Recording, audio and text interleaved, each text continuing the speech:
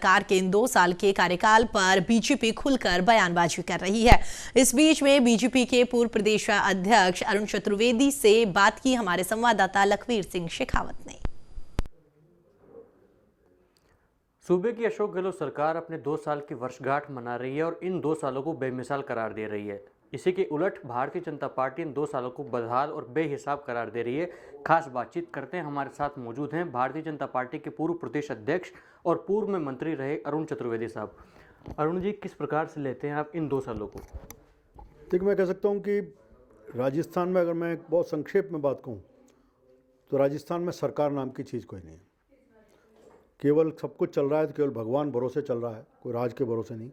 एक ही उदाहरण दे सकता हूँ, जिस राज्य का मुख्यमंत्री 8 महीने से घर से बाहर नहीं निकला हो, जो कोरोना की महामारी को बीच में सारी जनता ने झेला हो, उस राज्य की हालत क्या हो सकती है इसका अंदाज़ ला सकते हैं।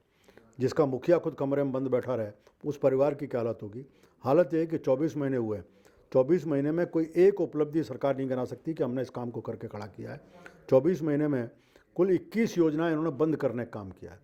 एक तरह मैं कह सकता हूँ कि विभिन्न योजनाओं को बंद करने का क्रेडिट किसी को जाता है तो इस सरकार को जाता है। सरकार के तमाम मंत्री, विधायक और तमाम पार्टी आलाकमान से जुड़े नेता भी ये कहते आए हैं कोरोना प्रबंधन के मामले में अव्वल रही है प्रदेश की सरकार, और इसकी बानगी है कि प्रधानमंत्री नरेंद्र मोदी ने भी उनकी तारीफ करी है। मैं कोरोना की एक ही बात कहूँगा कि कोरोना में पूरी खाद्य सामग्री 6 महीने तक मुफ्त मिलेगी। ये केंद्र की भारतीय जनता पार्टी की सरकार ने भेजा, केंद्र की सरकार ने भेजा सारा, और उस पैसे, उस खाद्य सामग्री का वितरण भी राजस्थान की सरकार नहीं कर सकी। उसमें भी जब वितरण करने की बात थी तो आदमी का रंग और उसकी पृष्ठभूमि और किस वर्ग से आता है ये देख करके वितरण होता था। हालत ये था कि केंद्र से खाद्य सामग्री के जो पैकेट आए उसके ऊपर कांग्रेस पार्टी के सत्ताधारी दल के विधायक और मंत्री अपनी तरफ से एक पैसा नहीं लगाया, उसके ऊपर अपनी फ़ोटो लगा करके उनको वितरण कर रहे थे। और एक वर्ग के व्यक्ति को करते, दूसरा वर्ग का व्यक्ति कहता तो उसको धुतकारने का काम करते थे। सैनिटाइजेशन एक बड़ी चीज़ थी, लेकिन घरों में सैनिटाइजेशन भी नहीं। यहाँ हालत ये थी कि भारतीय जनता पार्टी के कार्यकर्ताओं पर अपनी पीठ के ऊपर सैनिटाइजेशन की मशीन रख करके घर घर में सैनिटाइज करने का काम किया। जहाँ दवाइयों की उपलब्धता की बात थी, एक ही उदाहरण दे सकता हूँ कि राजस्थान का एकमात्र सरकारी क्षेत्र का चिकित्सा विश्वविद्यालय, और उसमें जो कोविड डेडिकेटेड हॉस्पिटल बनाया था राजस्थान की सरकार ने, उसमें सीटी की मशीन नहीं थी, जो सीटी लंग्स के इन्फेक्शन को चेक करने का एक सबसे महत्वपूर्ण यंत्र है। जब आपके पास ये बेसिक चीज़ नहीं है तो किस प्रकार का इलाज कर रहे थे। हालत ये है कि अजमेर का व्यक्ति बीमार होता है तो जयपुर में आकर के प्राइवेट अस्पताल में कराता है, भरतपुर का संभाग केंद्र है वहाँ का बीमार होता है तो आगरा जाता है, उदयपुर का अहमदाबाद जाता है, जोधपुर का एम्स में जाता है। और उसके बाद भी मुख्यमंत्री जी अपनी पीठ ठोक रहे हैं कि आपका घर का व्यक्ति आपके सरकारी अस्पताल में इलाज नहीं करा रहा जोधपुर में, और जोधपुर का व्यक्ति दिल्ली की सरकार के एम्स में जाके इलाज कराता है। फिर भी मुख्यमंत्री जी खुशफहमी में हैं कि हमने बहुत अच्छा प्रबंधन किया है, तो भगवान उनकी खुशफहमी को जल्दी जल्दी दूर करे, मैं ये कहूँगा। प्रदेश सरकार का कहना है कि जो जन घोषणा पत्र विधानसभा चुनाव में कांग्रेस पार्टी ने जनता के सामने रखा था, उसमें जो भी वादे और दावे किए गए थे वो 50% से ज़्यादा योजनाएं पूरी कर ली गई हैं और तमाम दावे पूरे कर लिए गए हैं। किस प्रकार से आप लेते हैं?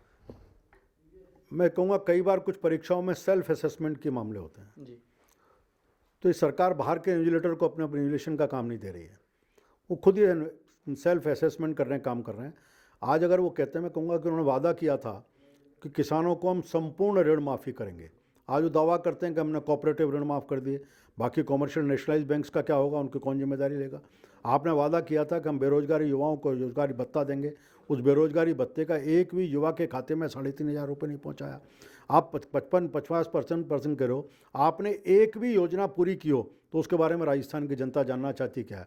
उलट आपके ये है कि आपने भामाशाह की योजना बंद करने का काम किया, जिसके माध्यम से राजीव गांधी कहते थे जब हम दिल्ली से 100 पैसे भेजते हैं तो 15 भेजते हैं, और यही भामाशाह योजना थी जो जब 100 पैसे पहुंचते थे तो पूरे के पूरे पैसे उसके खाते में पहुंचते थे। पेंशन का पैसा पूरा पहुंचा, छात्रवृत्ति पूरी पहुंची, अकाल राहत का पैसा पूरा किसान के खाते में पूरा पहुंचने का काम हुआ।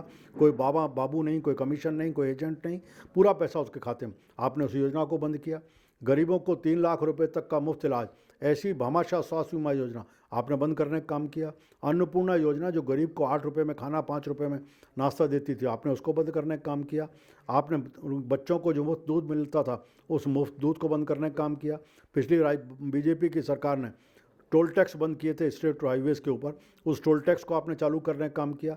किसानों को जो बिजली के ऊपर 833 रुपये प्रति माह की राहत देने का काम पिछली भाजपा की सरकार ने किया, आपने उसको बंद करने का काम किया।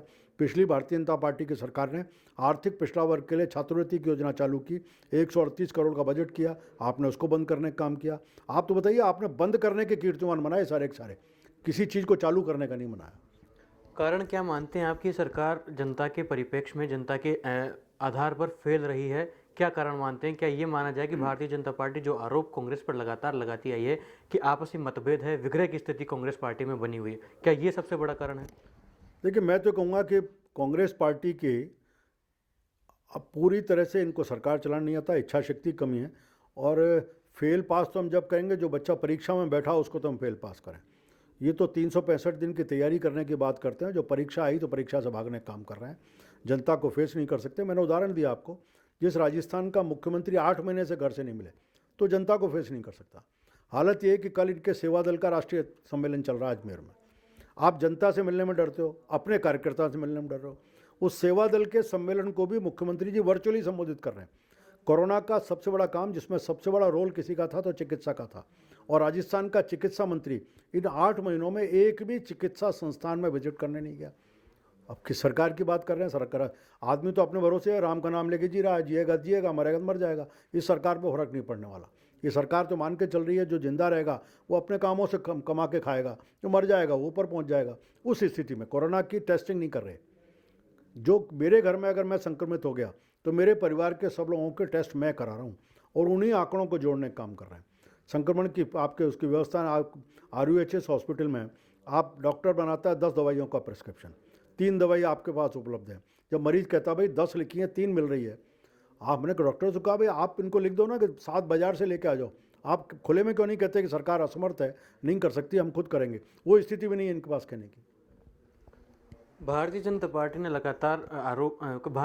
पर लगातार आरोप लगे कांग्रेस के द्वारा कि सत्ता हथियाने की कोशिश भारतीय जनता पार्टी ने करी है, हॉर्स ट्रेडिंग करी है, एलिफेंट ट्रेडिंग तक करी है, और केंद्रीय मंत्री अमित शाह के भी नाम इसमें शामिल हुए। इसको किस प्रकार से लेते हैं?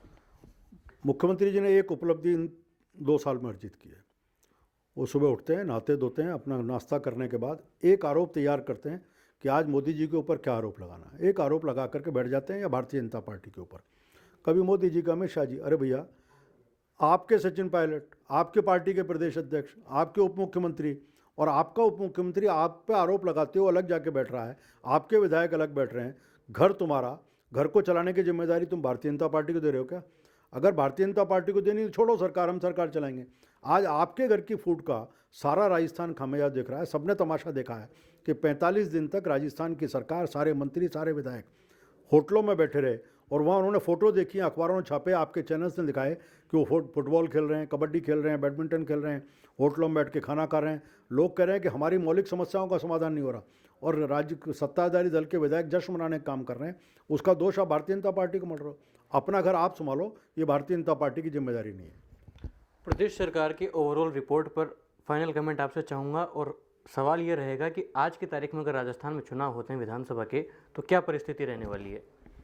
पहली बात तो मैं इस सरकार के परीक्षण करने का अधिकार मुझे नहीं है। राजस्थान की जनता इसका परीक्षण करेगी, एलिवेशन का काम उनका, इवोल्यूशन का काम उनका है।